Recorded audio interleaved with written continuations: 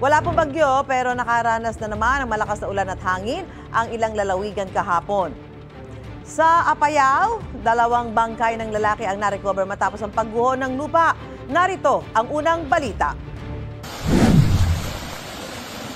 3 lalaking residente ang natabunan ng gumuhong lupa sa Barangay Baduat sa Kabugao, Apayao sa kasagsagan ng masamang panahon kahapon. Sa tulong ng ilang residente, tagumpay na narecover ang 2 bangkay. Sinuspindi naman muna ang paghahanap sa isa pang bangkay dahil sa banta ng muling pagguho ng lupa.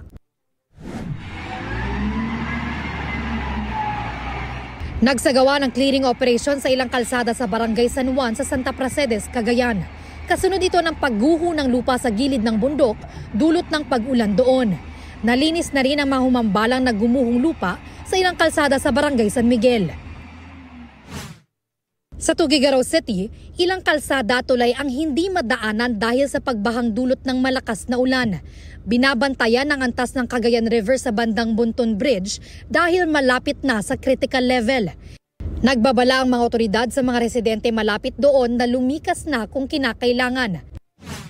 Samantala, ang mga residenteng inilikas mula sa iba pang lugar ay dinala na sa evacuation center.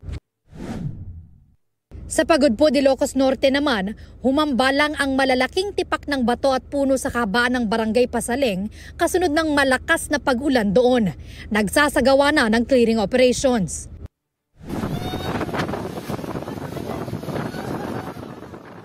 Naranasan din ang masamang panahon sa Pantawan People's Park sa Dumaguete, Negros Oriental.